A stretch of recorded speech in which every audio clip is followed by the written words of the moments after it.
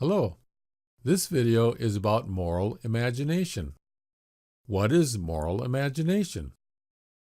We will look at chapter 12, called Moral Imagination, in Rudolf Steiner's The Philosophy of Freedom. Ethical action can be examined in three parts: moral intuition, moral imagination, and moral technique. Each part requires spiritual activity. Some editions of The Philosophy of Freedom are entitled The Philosophy of Spiritual Activity. But what is spiritual activity? Spiritual activity is pure, individualized thinking. Free action originates out of pure, individualized thinking. Unfree actions are determined by habit, compulsion, reflex, submission to others, involuntary motives, or unconscious motives. The task of self-development is to transform unfree actions into free actions. This is done by learning to determine our actions by spiritual activity, by pure, individualized thought. Pure thought is used in the three parts of a moral action. Moral intuition selects the ethical principle we choose to apply to the particular life situation we face. Moral imagination translates our chosen universal principle into a specific plan of action. Moral technique considers the practical skills necessary to accomplish the goal. The deeds of a free spirit that are determined by spiritual activity do not follow social norms or political correctness. Free deeds are radically individual and cannot be predicted. One's free deeds are how you choose to act and cannot be recommended to anyone else as an example of how they should act. Chapter 12 begins with a description of moral intuition.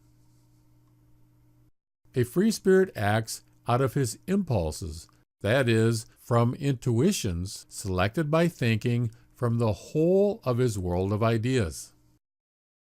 He makes an absolutely original decision.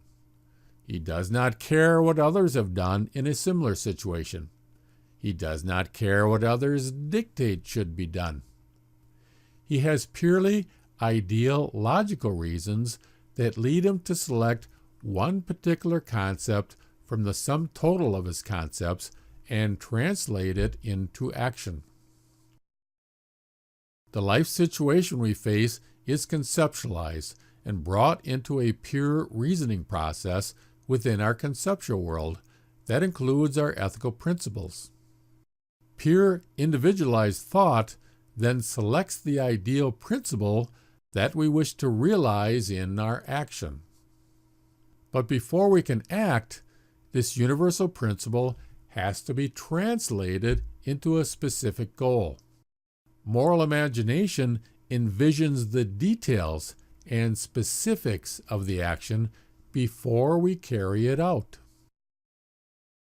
When the motive of an action exists in the form of a universal concept, for example, you shall do good to your neighbor, you shall live in a way to further your own well-being, then in each particular case, the concrete idea of the action must be found. This is the connection of the concept to a perceptual content. This translation of the concept into an idea is always necessary for a free spirit, who is not driven by an example or by fear of punishment. The pure ideal given by moral intuition is clothed with specific details by moral imagination.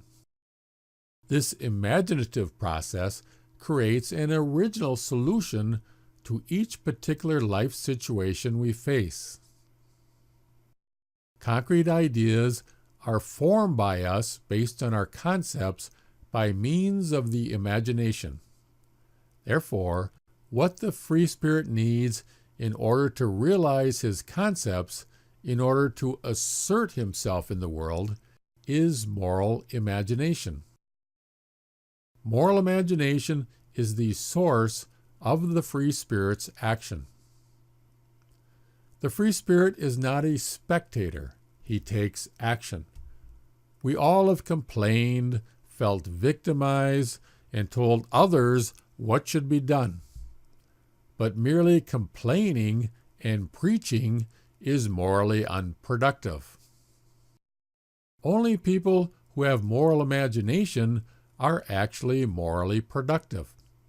Those who merely preach morality, that is, people who spin out ethical codes without the ability to condense them into concrete ideas, are morally unproductive.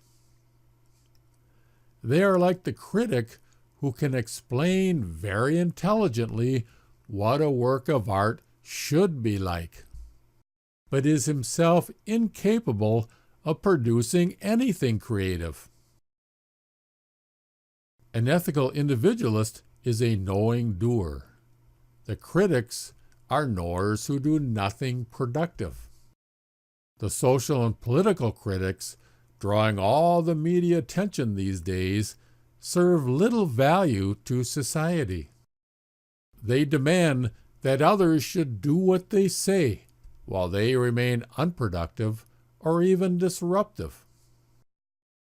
The ethical doers are the only ones who create a better world by working with others to bring peace and mutual prosperity.